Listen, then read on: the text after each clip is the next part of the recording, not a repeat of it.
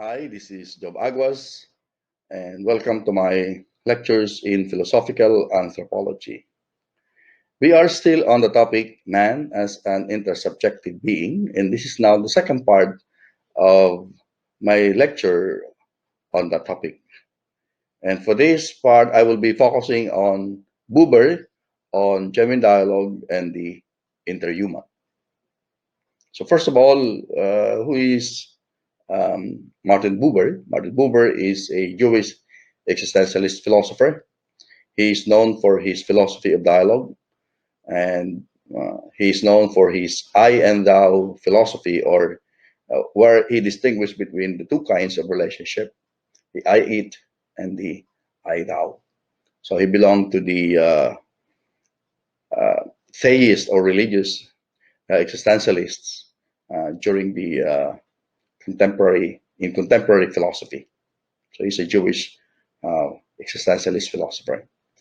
Martin Buber advanced the notion of intersubjectivity based on his idea that man is a being in relation, a being in relation.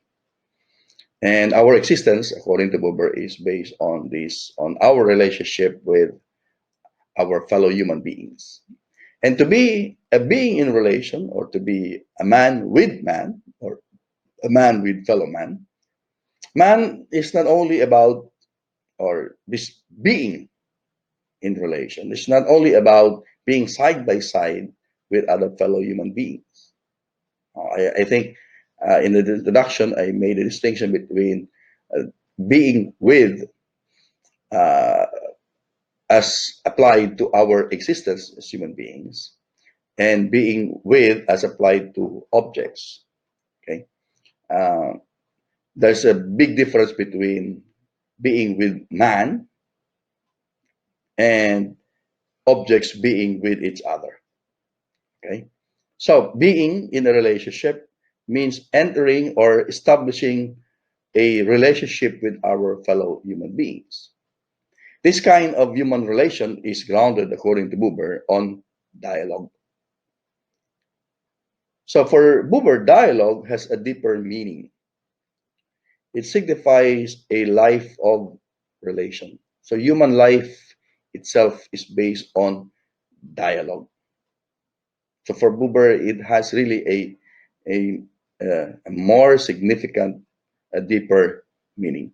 According to him, the life of dialogue or the life of relation is not limited to man and fellow man. It can be applied, or it exists between man and God and between man and nature. So for Buber, our fundamental relationship is triadic. Okay? It can exist with one another, between man and man, between God and man, or man and God, and the other. The other, of course, could be a human being or nature. And of course, we can also establish relationship with ourselves. So he further added that the real relationship with other human beings is only possible in terms of our relationship with God. That means our relationship with one another, our personal, interpersonal relationship, is grounded on our relationship with God. That's why for Buber, human relations or the dialogue takes a deeply religious significance. It takes a religious form. And that's why his existentialism is branded as a religious existentialism. So, Buber mentions three kinds of dialogue. First, there is the technical dialogue, kind of dialogue that is focused on objective understanding. So, for example, in a conference or in a meeting or even in a lecture like this or in a class discussion, the goal of that dialogue is common understanding of the content or the subject matter. So, as I discuss this topic with you about Martin Buber, the intention is to understand what I'm talking, to understand the lesson.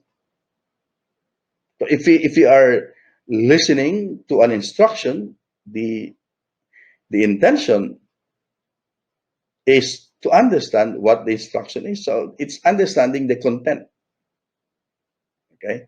The content of what is being discussed.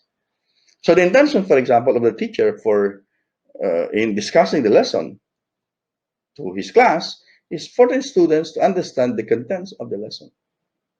Okay? Now the second is monologue, disguised as dialogue. Here, the speaker is not focused on the person, on the other person to whom he speaks or to whom he communicates with. He's only focused on himself, on what he's saying. So I may have this intention, I may be discussing or dialoguing with you, but I may be occupied with the thought that I should make myself clear in what I'm talking. So it appears to be a dialogue, but it's not really a dialogue. It's a monologue, which because the focus is only on me trying to explain, you know, my lesson so that you will understand. So the focus is on me. Okay, it's on me. So it's a kind of a monologue. Of course, from time to time, I may ask, may ask you to give some response, but that response is not really very important. It is only important to the point that I'm making myself clear. Okay, so the flow of the communication is one-sided. May appear to be a dialogue or a conversation, but in reality, it's just a monologue because it is only one person who speaks, and he's only concerned with himself. The third, which is the main focus of Buber, is genuine dialogue, genuine human relationship. According to Buber, in genuine dialogue, the two, okay, they focus on each other. They focus on each other. They pay attention to the presence of the other. Okay? They can speak with one another, or they can just be quiet. They can just be sitting side by side, or they can just be, uh, maybe just feeling the presence of each other. But the important thing is that each of them has in mind the other person. They focus their attention, their mind on each other, on this particular specific human person who is with me. So in that particular moment of genuine dialogue, there is no other person, no other object, no other thing that occupies each other's attention, but the fellow person, the fellow human being who is with him or with her. So this kind of dialogue can happen even if the two people, the two persons are just quiet, you know, or even when they are not talking or acting or moving. See? So this is the kind of dialogue which happens outside the confines of speech, according to Buber. It happens outside the confines of gestures and movements or body movements. Because the most important element here is the recognition of the presence of the other. So Buber says that for a conversation, no sound, no verbal language, even a gesture is necessary for this kind of dialogue. No, it's as if I'm just happy that you are here with me, or both of you are happy that you are together. See? So what is important here is a communication that is inward. Imagine when you are praying, for example, your head bowed and your eyes closed. Just imagine when no that you are in the presence of God and you feel that God recognizes also your presence. Or when two people, for example, who are in love just enjoying the company of each other. Or imagine, for example, the look of the mother to her baby. Because the young born or the infant is not able to speak. He can just flash his or her smile to her mother. Okay? They can just be enjoying each other's company. Or imagine when you are, for example, uh, appreciating the beauty of a sunset or the beauty of nature or the beauty of art. These are moments that are so quiet, and yet there's dialogue that is going on, according to Buber. So genuine dialogue happens beyond speech, but it has as its minimum requirement that I am aware of the presence of the other. At the very least, each other turn their attention to the presence, okay, and accepts his presence. So at least a lover, for example, turns his or her attention to the beloved, or the mother turns her attention to his baby. Okay? So this recognition of presence is called by Buber as becoming aware.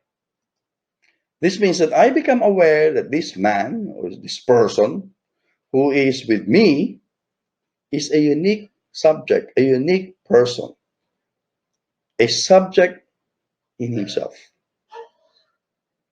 Of course, that person has his or her own traits and characteristics, but my focus is not really on his characteristics or qualities or traits. Not it's My focus is not on her facial expression. My focus is only on her presence. I am just aware of and pay attention to his presence and accept and recognize this presence. I become aware of the presence of this person. Now let's go to the next point, the person as the Tao. I have already mentioned that for Buber, there are two fundamental types of relationships, the I it and the I thou. And we have also said that man, the human person, is a subject. And Buber insists that the human person should be distinguished from objects, from things. Okay? So, as a human person, I am an I. The I signifies a self, signifies an ego, a subject. That's the self, that's the person. The other individual who is not me, who is not the I, but who is also a human person is called a thou. So the thou distinguishes himself from the I, from me. So when we regard the other as human person, as a subject who is related to us, then he is or she is a thou. But when we regard his or her as an object, as a thing, then we reduce him or her to an it. And it signifies an object. And of course, how do we relate with an object? We manipulate, we use, okay? Sometimes we abuse objects.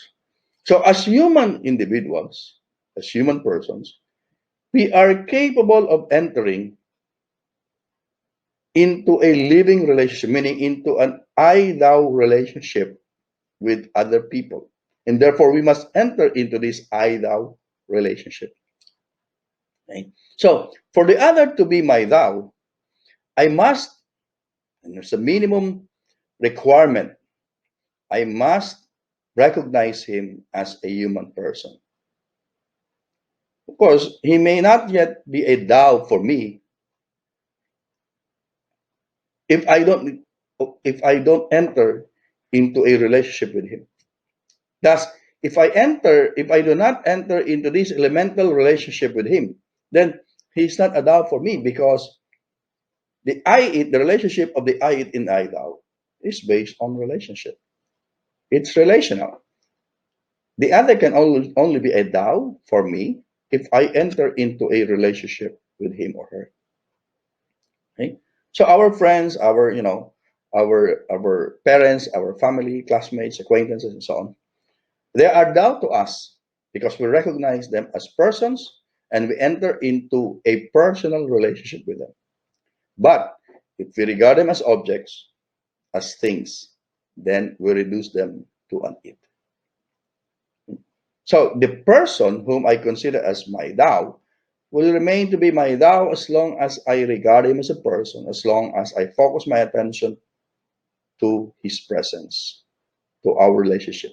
But the moment I focus my attention to his qualities, to his traits, to his physical appearance, then I step out of that interpersonal relationship and I reduce him to be a mere it. Okay? So let's distinguish further this I it and I thou relationship. Okay. So again, as I've said, these are two fundamental types of relations, which according to Buber are based on the primary attitudes of man. And according to Buber, the I thou relation, okay, is a relationship that is based on a relationship that is person to person, subject to subject.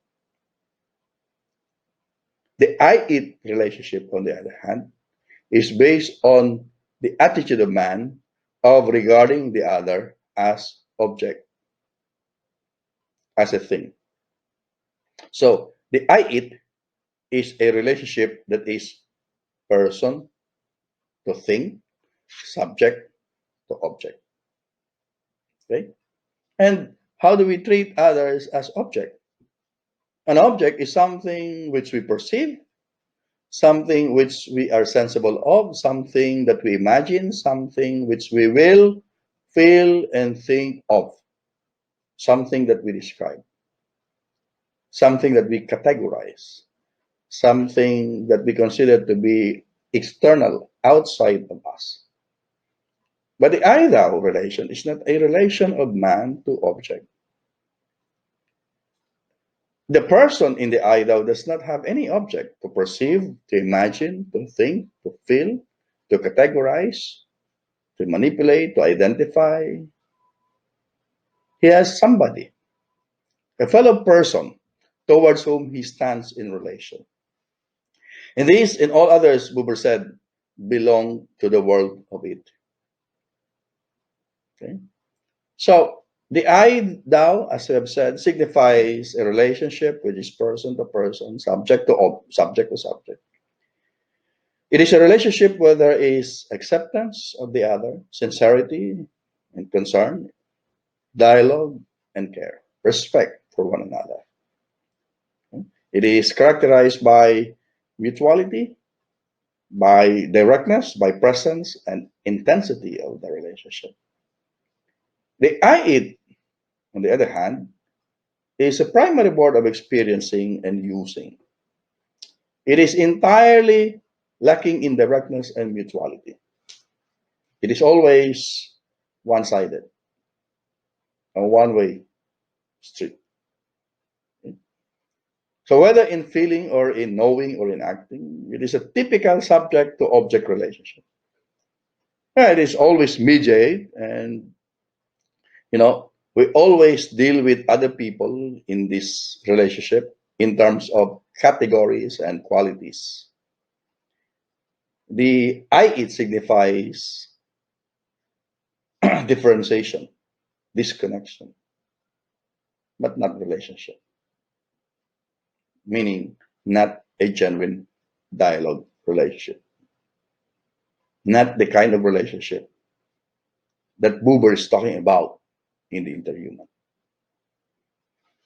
So let's focus now on the interhuman. And the interhuman is actually the interpersonal. Okay.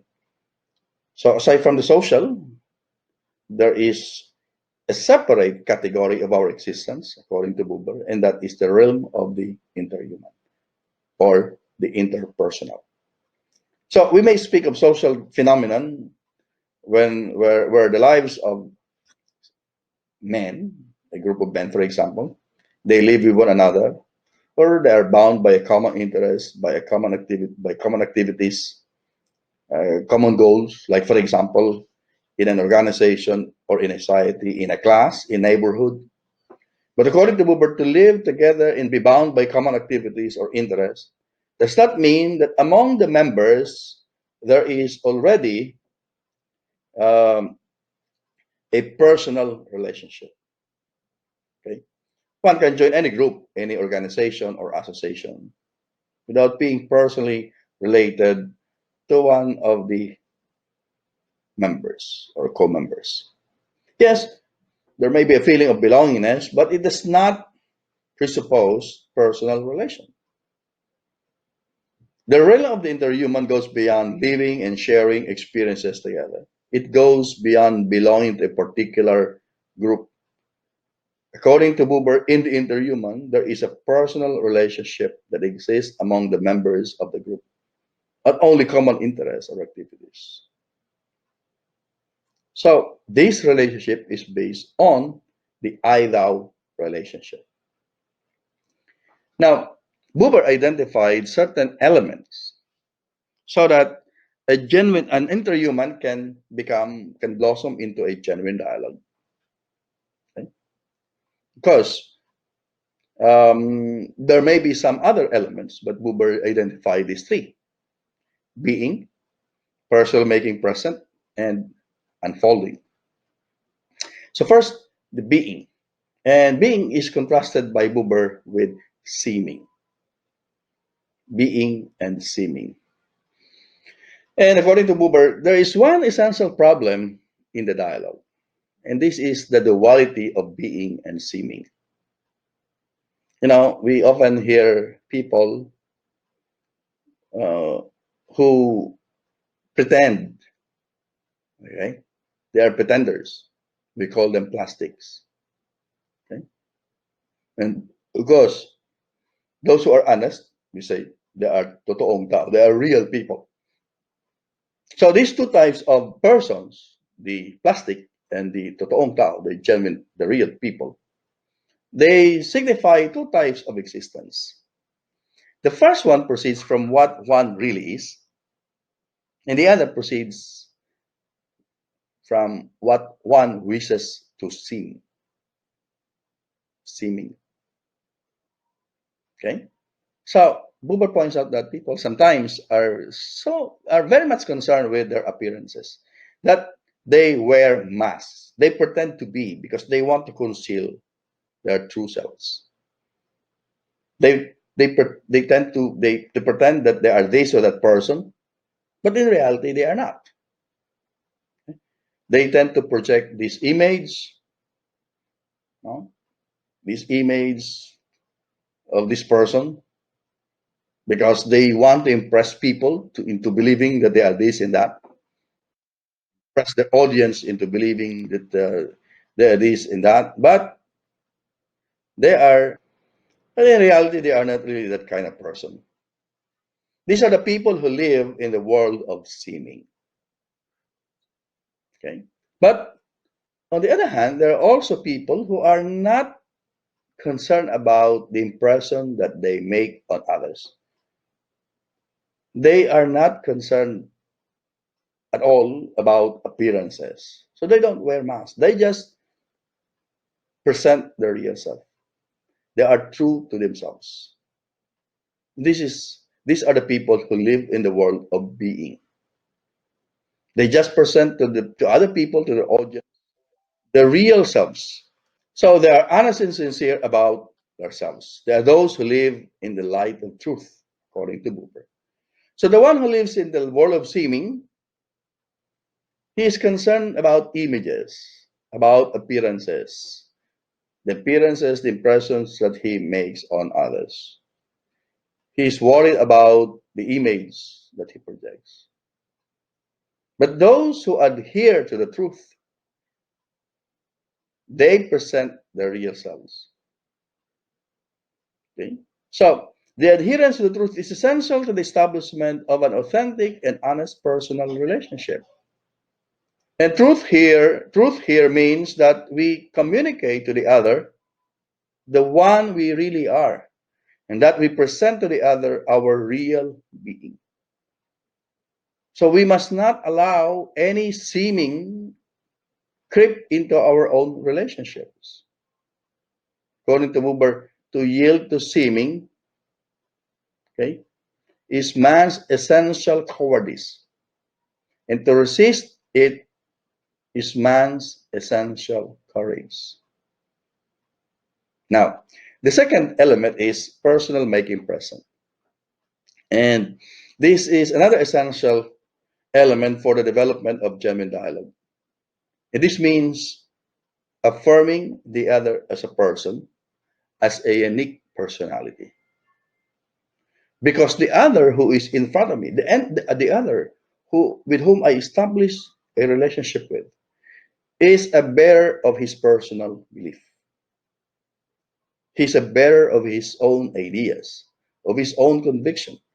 Of course, I may agree sometimes with him, but in this manner, I can address him as a real partner in a genuine and authentic dialogue. So I must at certain points offer some opposition, for example, to my friend's beliefs, his personal conviction. But what is essential is that I accept him as a person. I may struggle with him, but I struggle with him as his friend, as his partner. I may oppose his conviction, but I affirm him as a person. This is the true meaning of confirmation, that I confirm the other as my friend, as my partner, as this existing unique being, even while I oppose him and his conviction. But of course, before I can confirm the other person who is in front of me, I must first be aware of him as a person and regard him as a person without reducing him to an object or to a bunch of traits and qualities. However, this awareness is impossible if the other remains to be an object of my contemplation, the object of my observation, the object of my analysis, the object of my scrutiny. For affirmation to happen, I must enter into a personal relation with him or make him personally present to me. And making him, no, making the other personally present to me means imagining the real. It means that I have to be aware, I have to imagine how the other person is wishing, feeling, thinking, perceiving, etc. I put myself into his or her own situation, into his or her own shoes. I imagine how he's going to react. I put myself into his situation and imagine, suppose I am in his situation, suppose I have this conviction, how would I feel? How would I think? So, in the first element, we say there should be being. There should be, we should present our real and true self, our genuine self. Now, if we present our true self to the other, then we expect that he will also respect us. And that should be mutual. We have to respect the other because he's being honest to us. The third one is imposition, which is, and the opposite, unfolding. So the genuine element, the element here should be unfolding. The opposite of that is imposition. So for Buber, there are two basic ways of affecting the views and attitudes of other people. There are two ways of influencing, in telling them how they can become and improve themselves. We can either impose our will and thoughts or help them realize that they can do this and that without dictating on them, without imposing our will on them. The first one is called imposition. The second is called unfolding. In imposition, we try to force and impress our opinions, our ideas, our own viewpoint on the others. And to the extent that the other already feels that he is the result of your own imposition, that his acts came out because of our influence. In unfolding, on the other hand, we try to help the other realize his own potential, realize his own thoughts, realize his own ideas. Okay? So the other person has his own potentials, he has his own potential possibilities, he has his own capabilities. And all we need, or all he needs, is to recognize and develop this potential. And of course, we are there to help in their process of becoming. Okay? So his potentials will be realized, will be actualized through, of course, through his own efforts, with us, you know, helping. So we become the agents, meaning we become the helpers. Okay, in him being able in and we help him actualize, develop his potential. So there's no such thing as imposition in genuine dialogue, because when we impose, then it becomes like a monologue. But in unfolding, there is mutuality. There is the I thou. There is a genuine dialogue, because our concern is the other person and our relationship. So that ends this part of the lecture. Thank you very much for listening, and God bless.